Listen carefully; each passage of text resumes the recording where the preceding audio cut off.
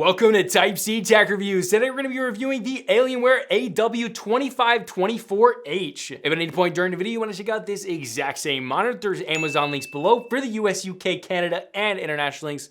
But let's jump into it. Right off the bat, this is a 24.5-inch screen size with a 1080p resolution. This brings the PPI or pixels per inch to around 90. So that's, well, pretty classic esports stuff there. And many of you in the unboxing video that I did thought that this was a TN panel or were confused about the panel type. I did lack clarification on that, but this is in fact an IPS panel, but there is also a different TN 500Hz panel that is coming out by a different company, and I think Alienware is also doing like a 540Hz one that is also a TN panel. Now, the refresh rate is everything on this monitor, hitting 500Hz. I believe it hits 480Hz natively, and then has a factory overclock up to 500Hz. Now, this also has a full G-Sync module inside of it, but regardless of all the specs and the stats and the tests, what you want to know is, does it game well? What is the experience? And I think the question, does it game well, is an absolute yes. It games incredibly well. However, is it better than other panels, and is it worth that price tag?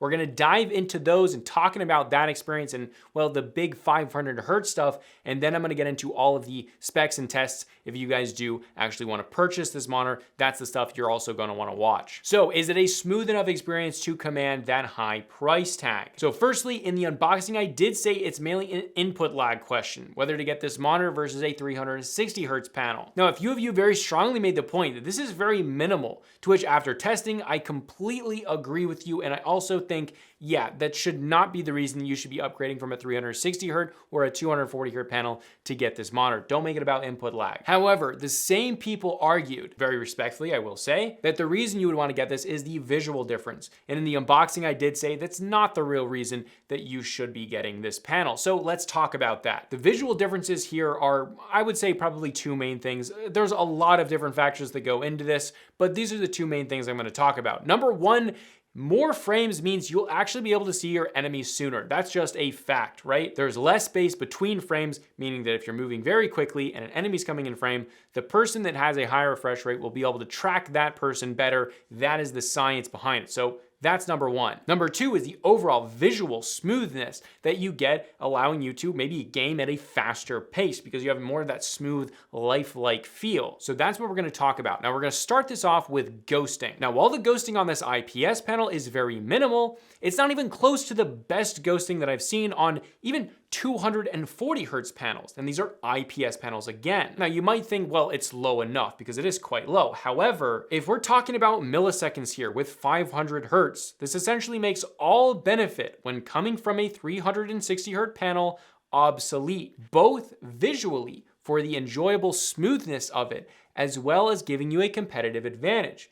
Think about this. If you have frames that are closer together, but ghosting is literally covering the motion, it's not giving you any competitive advantage there because, well, that small amount, that small difference between frames there, it's not really perceivable when compared to a 360Hz panel, which is still incredibly fast. So let's not act like 360Hz or 240Hz is slow at this point. It's not. But then so you might think, well, okay, it doesn't give you a competitive advantage, but what about just the feeling, the visual smoothness, the butteriness? And I'm not gonna lie, it's very, very smooth. However, so is a 360Hz panel. Now, to someone like me who consistently deals with 120, 140, 240, 360Hz panels all the time, I have a very good understanding of how the different refresh rates look to the eye, very good grasp on that.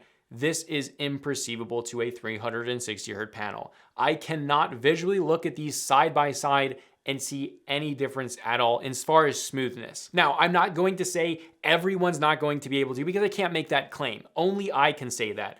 People that I've tested it with can also not see the difference there. But there might be some people who are hyper-perceptive and may see a difference. However, the question becomes, is it worth the money? Is it worth the price difference between a 360 or 240Hz panel and this one? Now, I'm just going to say, I don't think it's a bad monitor at all. It does a lot of things very right.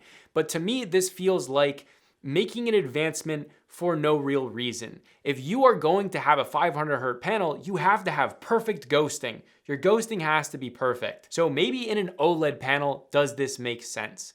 but in an IPS panel that's not even the fastest ghosting, right? It doesn't have that low enough amount of ghosting. I've seen IPS panels that form far better than this panel where it's almost imperceivable the amount of ghosting, where it looks very close to an OLED. It's also funny how little amount of other reviewers and content creators there have seen really good IPS panels.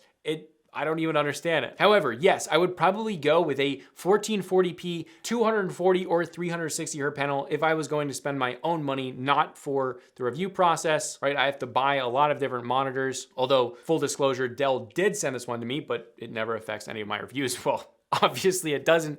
I don't really recommend this monitor when a 360 Hz panel, it basically looks the same. Now, let's do a little comparison here. The price tag is $829.99. That is a fat chunk of change. Now, when compared to Alienware's own monitor, which I would probably absolutely recommend, I've done a review on the channel, and that is their Alienware AW2523HF. That is a 360 Hz panel. It's basically everything this monitor is. If you're looking at this monitor, the stand, the overall look of the panel, it's a little bit brighter than this one, but relatively very, very similar. If you are looking at this one going, oh my God, I want this one, I would recommend, hey, just buy that one.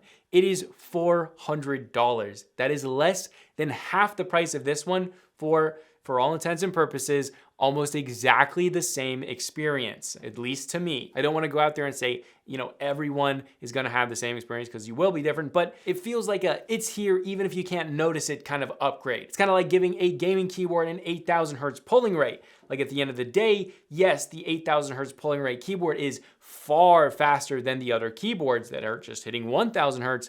However, in all real life use case scenarios, it makes basically zero difference. Okay, so that's my overall opinion on the monitor. Again, that is my opinion. I would love to hear your guys' opinion, but at this point, we are going to move on with the rest of the stats and everything like that. Starting it off with the ports. The ports here include two HDMI 2.0s, one DisplayPort 1.4, one USB Type-B upstream, four USB Type-A downstreams, and then two 3.5mm audio outs.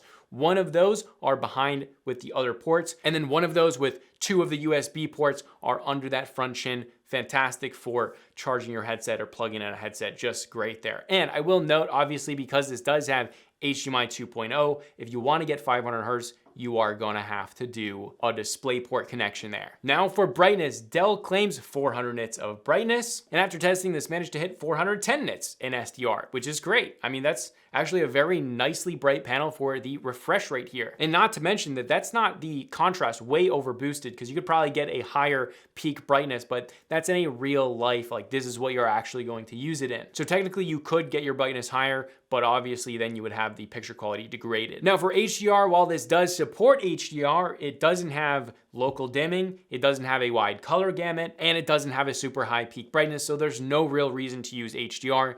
The SDR experience will be better there. Now for colors are good here, especially being an ultra high refresh rate monitor, covering 99% of the sRGB color space. Now, this is nothing groundbreaking at all, but when you are comparing it to TN panels, the fact that it is an IPS panel having good viewing angles is pretty much enough at this point. It's still a very pretty panel. It's not stunning, but it's still pretty for being a very high refresh rate, something that you, well, might not be able to say about the TN panels. Although I don't have them in hand, so I'm not gonna say anything about that, but probably not. At least we know the viewing angles are gonna suck. And lastly, this can output 10 bits of color, which is, well, that's great. The contrast ratio here is typical for IPS panels at 1,000:1, but let's talk about the menu system controls. If you guys have watched my reviews, you will have known Alienware, Dell, they do a pretty, it's pretty medium. The menu system isn't stunning or pretty like LG's stunningly beautiful menu system with all their crazy animations that just looks awesome, but functionality is great. This is controlled with a joystick in the bottom middle chin, and it has a dedicated on and off button